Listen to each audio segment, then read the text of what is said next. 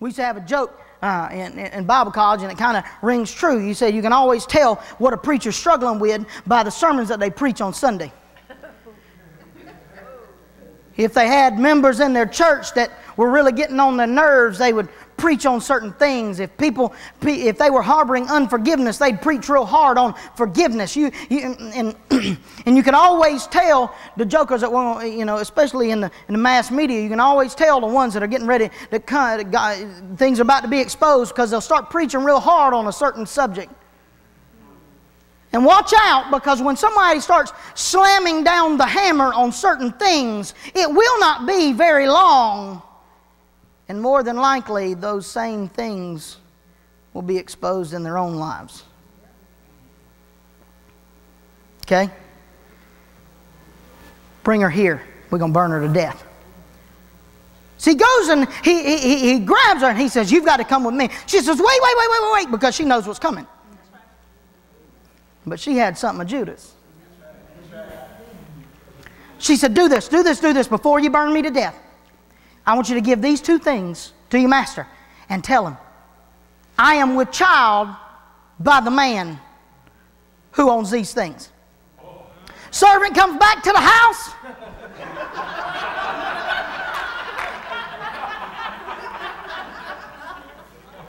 If I was a servant, I'd be running too, because I'd be like, raise time.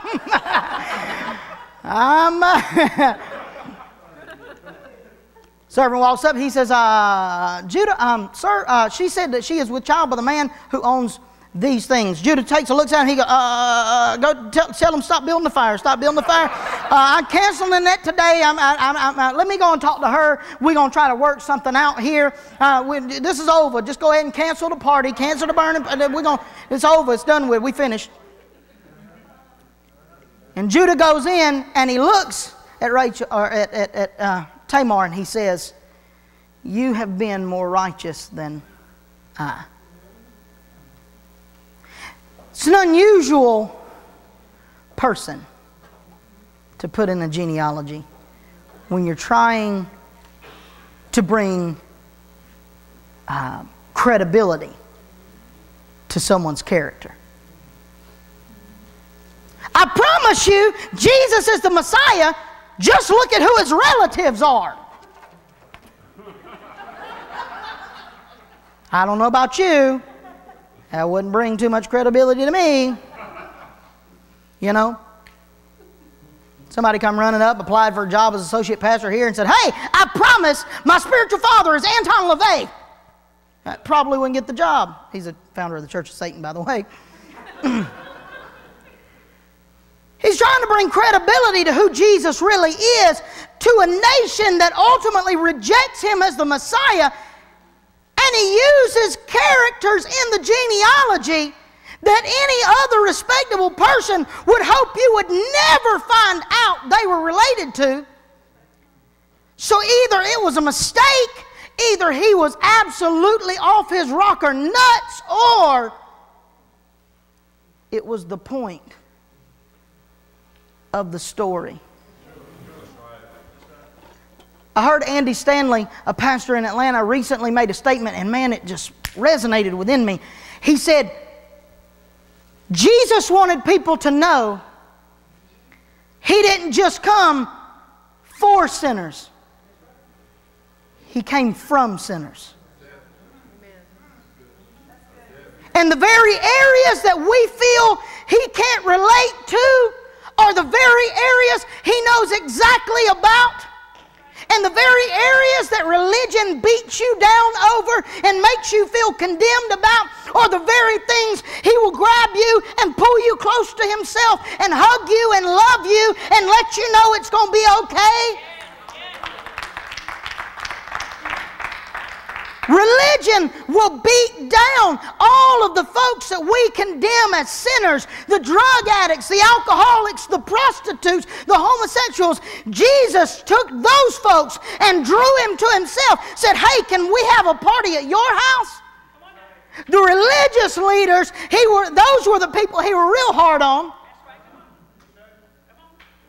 Matthew wanted us to understand that Jesus, yes, culminated the whole thing by purchasing our salvation back. He took us back.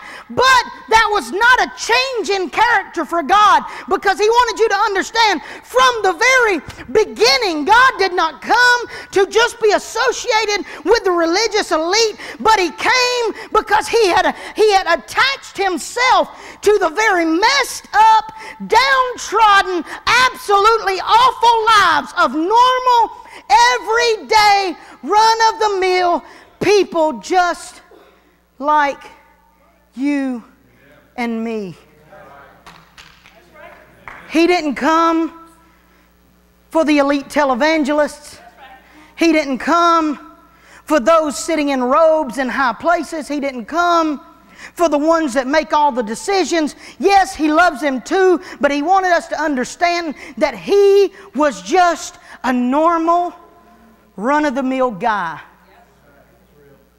And He could relate to our insecurities, to our shortcomings, to our struggles, to our failures. He could relate. Why did Matthew add such characters into his genealogy?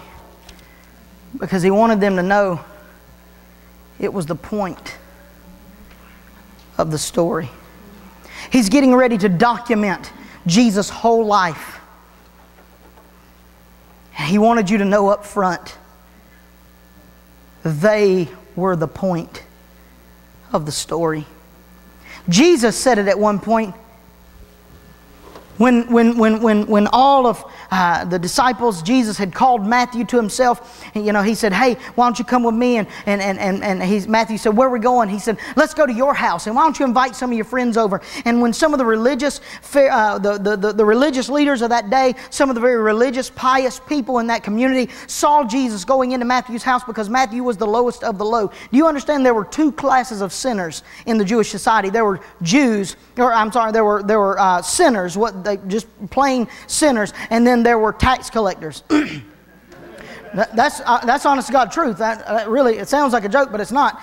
Because what it was the tax collectors in the Jewish society were Jews themselves who had taken a job from Rome to collect taxes from the Jewish people on behalf of Rome. And so what they would do is now they had the freedom to overtax, because whatever Rome wanted, how much else over that they charged them, they got to keep. So they were incredibly wealthy people, but they had no friends because they were lower than the lowest sinner. And so the day when Jesus walks up and He looks at Matthew and He says, "Hey Matthew, why don't you come with me?" You have to understand that behind Jesus' back there was Peter, there were John, there were all these other guys going, do you realize he would be an embarrassment to this group? We don't want to be associated with him. We don't want to see him. Jesus said, "Man, hush your mouth. Matthew, why don't you come with us?" And Matthew left his tax collecting business and he got up and he started to follow Jesus. He said, "Where are we going?" He said, "You know what? I got an idea. Let's go to your house. And why don't you invite some of your friends over?" All of his friends were lowest of the low sinners and other tax collectors. And so when the religious leader, these people were so low in Jewish society that if you walked up and touched them, you were ceremonially unclean for 7 days. You could not go in the temple for 7 days because you touched a tax collector. And so Jesus said, "Come with me. Let's have a party with all your friends at your house." So the religious leaders walks up and they go, "Hey, I need y'all to come out here, because even if I cross this property, I won't be able to go in the temple. Come out here." So all of a sudden, a couple of disciples went out and they said, "What is your master, your teacher, doing in the house of tax collectors?" Jesus hears them, walks out, and He said, "It isn't the healthy that need a doctor, but the sick." Do you know what He said to them? "I didn't come for you. I didn't come for you. I came for these guys because you shunned them, because you cast them out, because you have thrown them away. I came for them."